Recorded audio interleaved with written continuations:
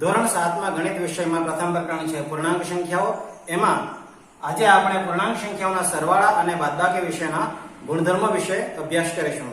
એમાંનું પહેલું છે સરવાળા વિશે સમવૃત્તતા, એટલે કે પૂર્ણાંક સંખ્યાઓનો સરવાળો કરવાથી મળતું પરિણામ એ પણ પૂર્ણાંક સંખ્યા જ મળે છે। એને આપણે કેટલાક ઉદાહરણો દ્વારા સમજવા પ્રયત્ન કરીએ। અહીં કેટલાક ઉદાહરણો દર્શાવ્યા છે। 4 + 3 બરાબર 7 મળે છે। 8 + -2 બરાબર 6 મળે છે। -4 + -3 બરાબર -7 મળે છે અને -2 + 7 બરાબર 5 મળે છે। અગાઉ આપણે સંખ્યા રેખાની મદદથી સરવાળો કરતા શીખી ગયા છીએ। એમાં એવું હતું કે ધન સંખ્યા ઉમેરતા સંખ્યા રેખા ઉપર આપણે જમણી બાજુ ખસીએ છીએ અને જ્યારે ઋણ પૂર્ણાંકો ઉમેરીએ ત્યારે સંખ્યા રેખા ઉપર ડાબી બાજુ ખસીએ છીએ। તો સંખ્યા રેખાની મદદથી તમે જોશો તો 4 માં 3 ઉમેરતા, એટલે કે આ 3 ધન સંખ્યા છે, તો પૂર્ણાંક સંખ્યામાં ધન સંખ્યા ઉમેરીએ તો જમણી બાજુ ખસીએ છીએ, એટલે કે 4 પૂર્ણાંક જ્યાં સંખ્યા રેખા પર હોય ત્યાંથી 3 એકમ જમણી બાજુ ખસીએ તો આપણને 7 મળશે। એવી રીતે 8 છે, એમાં ઉમેરવાનું તો છે પણ ઋણ પૂર્ણાંક ઉમેરતા ડાબી બાજુ ખસીએ છીએ, એટલે કે પૂર્ણાંક સંખ્યા જ્યાં સંખ્યા રેખા પર દર્શાવી છે, ધારો કે 8 પર થી -2 ઉમેરવાના છે, એટલે કે ઋણ સંખ્યા ઉમેરતા ડાબી બાજુ ખસવું પડશે, એટલે કે જ્યાં 8 હશે ત્યાંથી ડાબી બાજુ ખસતા આપણને 6 મળશે। ત્રીજી સંખ્યા છે -4 + -3, એટલે કે ઋણ પૂર્ણાંક ઉમેરતા ડાબી બાજુ ખસીએ છીએ। સંખ્યા રેખા પર તમે જોશો કે -4 જે જગ્યાએ હોય ત્યાંથી ઋણ પૂર્ણાંક ઉમેરતા ડાબી બાજુ ખસીએ છીએ, એટલે -4 ની ડાબી બાજુ આવશે -5, -6 અને -7, એટલે 3 એકમ ડાબી બાજુ ખસીએ તો આપણને જવાબ મળશે -7। એવી જ રીતે -2 માં 7 ઉમેરીએ, એટલે કે સંખ્યા રેખા પર જ્યાં -2 હશે ત્યાંથી 7 ઉમેરીએ, એટલે કે ધન સંખ્યા ઉમેરવાની છે તો જમણી બાજુ ખસવાનું થશે, તો -2 થી એકમ જમણી બાજુ ખસીએ તો આપણને પરિણામ મળશે 5। તો સંખ્યા રેખાની મદદથી આપણે પૂર્ણાંક સંખ્યાઓનો સરવાળો સરળતાથી સમજી શકીએ છીએ। એટલે આપણે કહી શકીએ કે પૂર્ણાંક સંખ્યાઓનો સરવાળો પૂર્ણાંક સંખ્યા જ મળે છે।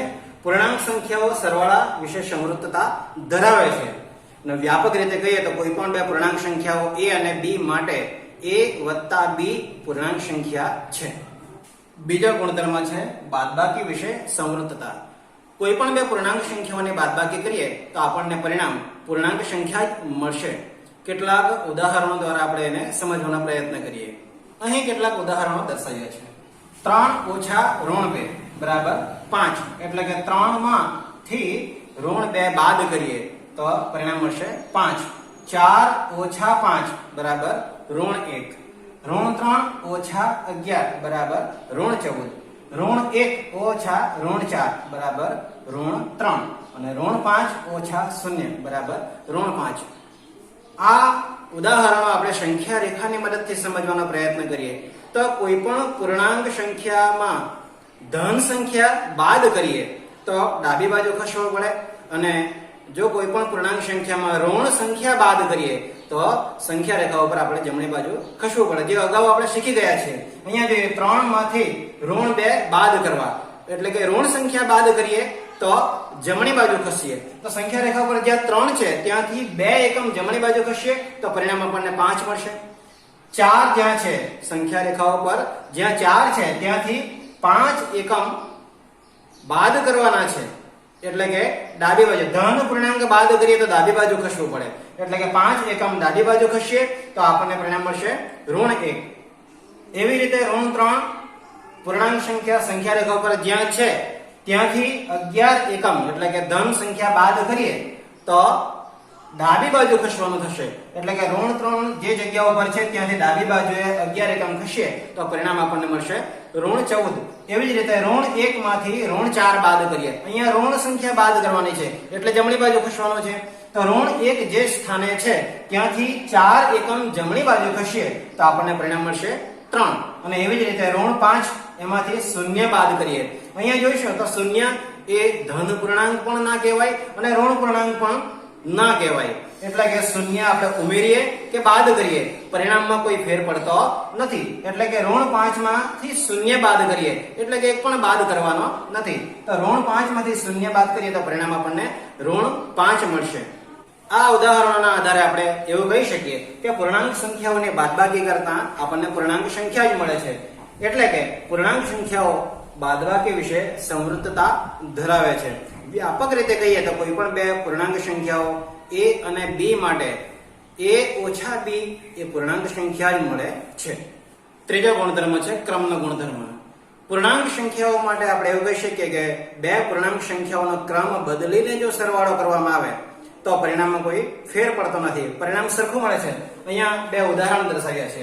3 + 5 = 8 મળે છે અને એ જ બે પૂર્ણાંક સંખ્યાઓનો ક્રમ ઉલટાવીને ક્રમ બદલીને આપણે સરવાળો કરીએ તો 5 + 3 તો પરિણામ આપણને 8 મળે છે. બીજું ઉદાહરણ લઈએ તો 4 + -3 = 1 મળે છે અને -3 + 4 એટલે કે આ બંને પૂર્ણાંક સંખ્યાઓનો ક્રમ બદલીએ તો પરિણામ આપણને સરખું મળે છે.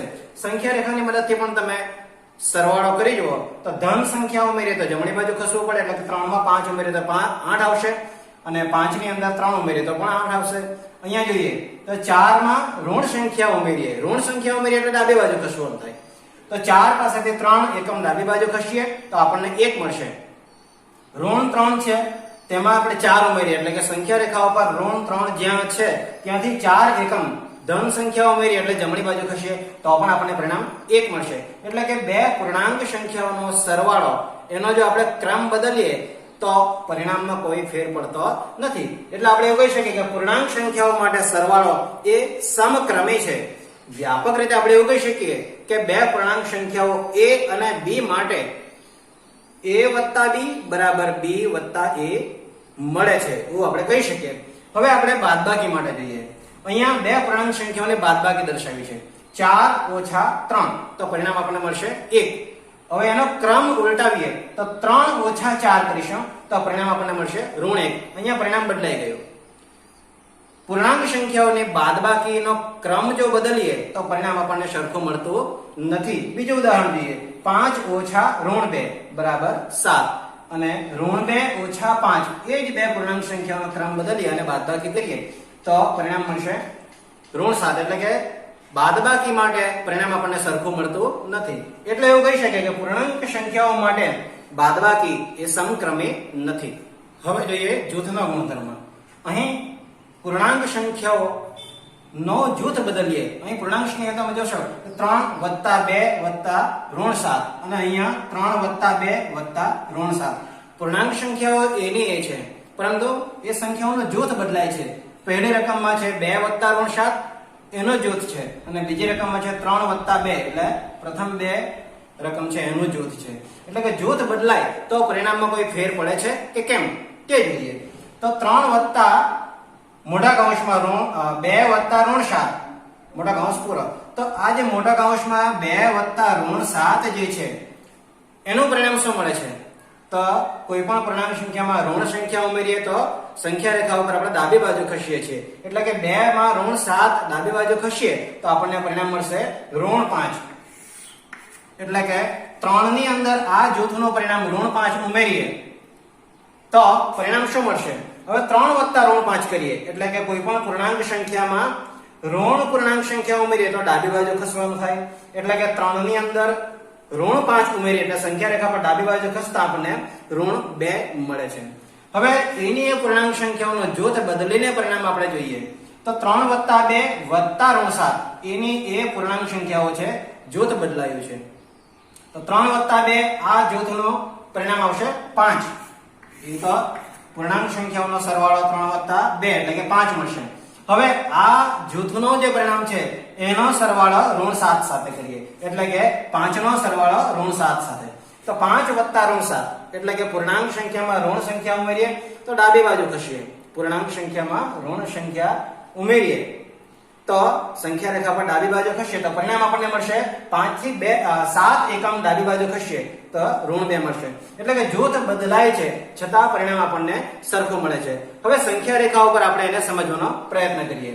સંખ્યા રેખા ઉપર જોઈએ તો 3 માં -5 ઉમેરીએ એટલે કે 3 માં -5 ઉમેરીએ તો ડાબી બાજુ ખસીએ તો -2 મળશે. એવી જ રીતે 5 માં -7 ઉમેરીએ તો 5 માંથી 7 એકમ ડાબી બાજુ ખસીએ તો પણ આપણને -2 મળશે. આ ઉદાહરણના આધારે આપણે એવું કહી શકીએ કે પૂર્ણાંકો માટે સરવાળો એ જૂથનો ગુણધર્મ ધરાવે છે. વ્યાપક રીતે કહીએ તો કોઈ પણ પૂર્ણાંક સંખ્યાઓ a, b અને c માટે a વત્તા મોટા કૌંસમાં b વત્તા c બરાબર મોટા કૌંસમાં a વત્તા b મોટા કૌંસની બહાર વત્તા c. હવે જોઈએ સરવાળાનો તટસ્થતાનો ગુણધર્મ. કોઈ પણ પૂર્ણાંક સંખ્યામાં શૂન્ય ઉમેરવામાં આવે તો પરિણામ એની એ જ પૂર્ણાંક સંખ્યા મળશે. અહીંયા 4 ઉદાહરણ બતાવ્યા છે. 4 વત્તા શૂન્ય બરાબર 4, એટલે કે 4 ની અંદર શૂન્ય ઉમેરીએ તો પરિણામ આપણને 4 જ મળશે. શૂન્ય વત્તા 8 બરાબર 8, એટલે કે શૂન્યમાં આપણે 8 ઉમેરીએ તો પણ 8 જ મળશે. ઋણ 3 વત્તા શૂન્ય તો પણ પરિણામ આપણને ઋણ 3 જ મળશે. અને શૂન્ય વત્તા ઋણ 9 તો પણ પરિણામ આપણને ઋણ 9 જ મળશે. એટલે કે શૂન્ય ઉમેરવાથી પરિણામમાં કોઈ ફેર પડતો નથી. વ્યાપક રીતે આપણે એવું કહી શકીએ કે કોઈ પણ પૂર્ણાંક a માટે a વત્તા શૂન્ય બરાબર a અથવા તો શૂન્ય વત્તા a બરાબર પણ a મળશે. પૂર્ણાંક સંખ્યાઓના સરવાળા અને બાદબાકીના ગુણધર્મોના આધારે હવે આપણે એક ઉદાહરણ જોઈએ કે પૂર્ણાંક સંખ્યાઓની જોડી લખો. એમાં પહેલું છે સરવાળો ઋણ 2 હોય, એટલે એવી બે પૂર્ણાંક સંખ્યાઓ આપણે લેવાની છે કે જેનો સરવાળો કરતા પરિણામ ઋણ 2 મળે. માની લો કે એક સંખ્યા 4 છે, તો 4 માં કેટલા ઉમેરીએ તો આપણને પરિણામ ઋણ 2 મળે. તો સંખ્યા રેખા ઉપર આપણે વિચાર કરીએ તો એક જગ્યાએ 4 હશે તો ત્યાંથી કેટલા અંક ડાબી બાજુ ખસીએ તો ઋણ 2 મળશે ને. આપણે ડાબી બાજુ ખસીએ તો ઋણ 2 મળશે.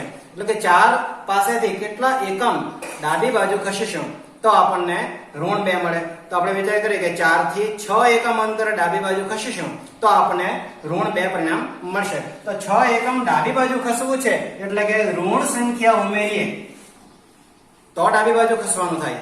એટલે કે 4 માં ઋણ 6 ઉમેરીએ તો આપણને પરિણામ ઋણ 2 મળે.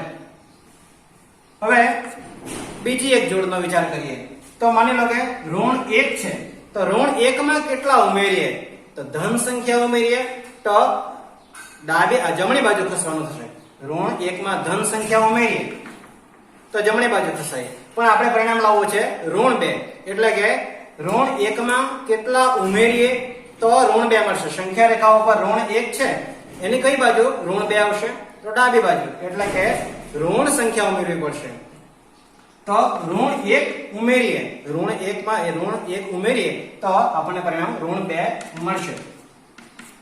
તો આવી રીતે આપણે પરિણામના આધારે બે પૂર્ણાંક સંખ્યાઓની જોડ બનાવી શકીએ. હવે બીજું ઉદાહરણ છે તફાવત 4 હોય, એટલે કે બાદબાકી 4 હોય. અહીંયા એક ઉદાહરણ લઈએ તો 4 એક સંખ્યા છે 4, એમાંથી કેટલા બાદ કરીએ તો 4 મળશે. તો સહેજે આપણને ખબર પડશે કે 4 માંથી શૂન્ય બાદ કરીએ તો આપણને 4 મળશે. એટલે કે 4 અને શૂન્ય એક જોડી એવી છે કે જેમની બાદબાકી એટલે કે તફાવત આપણને 4 મળે. બીજી એક સંખ્યા લખો ઋણ 3. ઋણ 3 માં કેટલા ઉમેરીએ તો આપણને 4 મળશે. સંખ્યા રેખા ઉપર આપણે જોઈએ તો ઋણ 3 જે સ્થાને છે ત્યાંથી 4 સુધી પહોંચવા માટે કેટલા એકમ આપણે ખસવું પડે તો ઋણ 3 થી આપણને 4 સુધી પહોંચવા માટે 7 એકમ જમણી બાજુ ખસવું પડશે. તો જમણી બાજુ ખસવા માટે તો ધન પૂર્ણાંક ઉમેરવો પડે. તો ઋણ 3 વત્તા 7 કરીએ તો આપણને પરિણામ મળશે 4. એટલે કે પરિણામ 4 મેળવવા માટે પૂર્ણાંક સંખ્યાઓની જોડ આપણે આ રીતે મેળવી શકીએ. ત્રીજું છે તફાવત ઋણ 5 હોય, એટલે કે બે એવી પૂર્ણાંક સંખ્યાઓ આપણે મેળવવાની છે કે જેનો તફાવત એટલે કે બાદબાકી ઋણ 5 હોય. મેં અહીં એક સંખ્યા લખું છું ઋણ 2. તો સંખ્યા રેખા પર તમે જુઓ તો ઋણ 2 જ્યાં છે ત્યાંથી કેટલા એકમ અંતર આપણે ડાબી બાજુ ખસીએ તો આપણને ઋણ 5 મળે. તો ઋણ 2 થી 3 એકમ અંતર આપણે ખસીએ, ઋણ 2 થી 3 એકમ અંતર ડાબી બાજુ ખસીએ તો આપણને ઋણ 5 મળશે. એટલે કે આ એક જોડી છે કે ઋણ 2 અને 3 એનો તફાવત આપણને ઋણ 5 મળે છે. બીજી એક સંખ્યા લખો 4. તો 4 એક સંખ્યા એવી છે કે એનાથી કેટલા એકમ અંતર આપણે ડાબી બાજુ ખસીએ તો આપણને ઋણ 5 મળશે. 9 એકમ આપણે ડાબી બાજુ ખસીએ, 4 ઓછા 9 બરાબર આપણને ઋણ 5 મળશે. તો આવી આપણને જોડ એવી મળી શકે કે જેનો તફાવત આપણે ઋણ 5 મેળવી શકીએ. હવે સરવાળો 8 હોય એવી બે પૂર્ણાંક સંખ્યાઓની જોડ મેળવીએ તો માની લો કે એક સંખ્યા મેં લખું છું -2 તો -2 થી કેટલા એકમ અંતર આપણે જમણી બાજુ ખસીએ તો આપણને 8 મળશે તો 10 એકમ અંતર આપણે જમણી બાજુ ખસીએ તો આપણને 8 મળશે એટલે કે -2 વત્તા 10 તો જવાબ મળશે આપણને 8. એવી જ રીતે આપણે બીજી જોડ લખીએ માની લો કે 6 વત્તા 6 માં કેટલા ઉમેરીએ સરવાળો કરવાનો છે એટલે વત્તા 6 વત્તા જમણી બાજુ ખસીએ એટલે 2 એકમ અંતર ખસીએ તો આપણને 8 મળશે તો 6 માં 2 ઉમેરીએ તો આપણને 8 મળશે. તો આવી રીતે પરિણામ ઉપરથી પણ આપણે પૂર્ણાંક સંખ્યાઓની જોડી મેળવી શકીએ. હવે આ જે ગુણધર્મો છે આ જે ઉદાહરણ છે એના આધારે આપણે એના પછીનો સ્વાધ્યાય 1.2 આપણે નોટમાં કરવાનો છે.